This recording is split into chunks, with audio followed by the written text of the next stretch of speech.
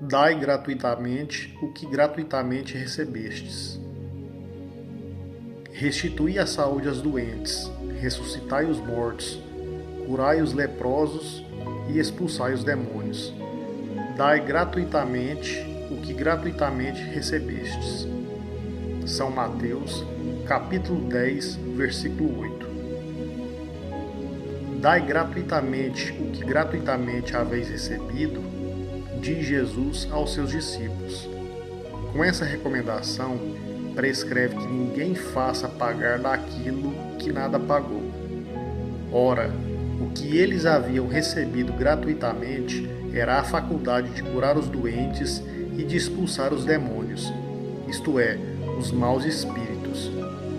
Esse dom Deus lhes dera gratuitamente para o alívio dos que sofrem e como meio de provação da fé. Jesus, pois, recomendava-lhes que não fizessem dele objeto de comércio, nem de especulação, nem de meio de vida.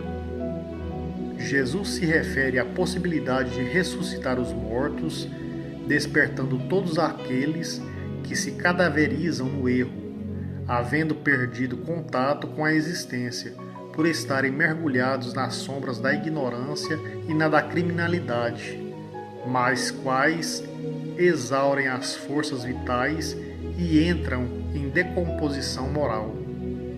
Por outro lado, pode-se entender também aqueles que foram vítimas de morte aparente pela letargia ou catalepsia, à sua época consideradas como término da existência física.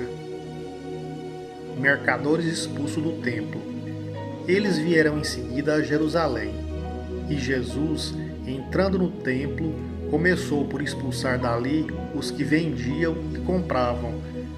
Derrubou as mesas dos cambistas e os bancos de quem vendiam pombos, e não permitiu que alguém transportasse qualquer utensílio pelo templo. Ao mesmo tempo, os instruía dizendo: Não está escrito: Minha casa será chamada casa de oração por todas as nações? Entretanto, fizeste dela um covil de ladrões. Os príncipes dos sacerdotes, ouvindo isso, procuravam meio de o perderem, pois o temiam, visto que todo o povo era tomado de admiração pela sua doutrina. São Marcos, capítulo 11, versículos de 15 a 18, e São Mateus, capítulo 21, versículos 12 e 13. Jerusalém sempre foi a grande cidade da Palestina, centro do poder e da religião hebraica. Salomão fez de Jerusalém o centro da civilização da Ásia Ocidental, onde construiu o grande templo no ano de 1015 a.C., que ao longo do tempo foi destruído pelos babilônicos no ano de 585 a.C., reconstruído e destruído novamente pelos romanos no ano de 70 d.C., permanecendo até hoje o Muro das Lamentações. Na época de Jesus, Jerusalém exercia forte controle sobre a economia de todos os países e o templo tinha um papel central. Coletava impostos, continha um tesouro administrado pelos sacerdotes e era um grande centro comercial.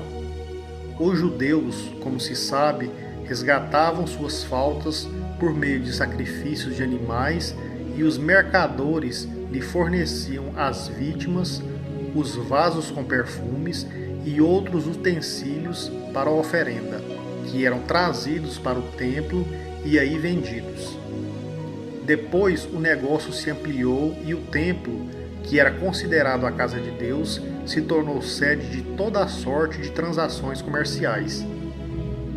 Os judeus vinham de muitas terras e cidades para o templo em Jerusalém, trazendo moedas dos lugares onde moravam. Assim sendo, eles precisavam usar uma moeda aceitável para pagar o imposto anual do templo, comprar animais para sacrifícios e fazer outras ofertas voluntárias. Então, cobrando uma taxa, os cambistas trocavam as moedas de diferentes lugares e valores pela moeda exigida. Quando chegava a época das festividades, esses cambistas montavam bancas no templo. O fato de Jesus ter acusado os cambistas de fazer do templo um covil de salteadores indica que as taxas que eles cobravam por seus serviços eram exorbitantes. O Templo de Jerusalém não tinha mais nenhum aspecto religioso quando Jesus exerceu naquela cidade a sua missão. Eram mesas de cambistas, cadeiras dos que vendiam pombas, ovelhas e também bois.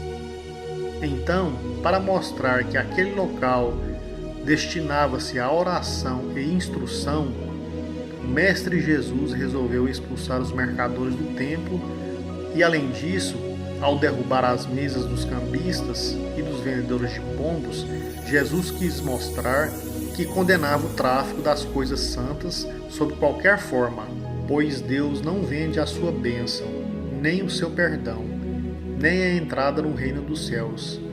Não tem, pois, o homem o direito de lhes estipular preço. No entanto, muitos não conseguiram compreender esta mensagem. A grande maioria confunde a atitude firme e enérgica de Jesus com um ato violento. Firmeza e atitude enérgica não são gestos de violência, assim como bondade não significa complacência.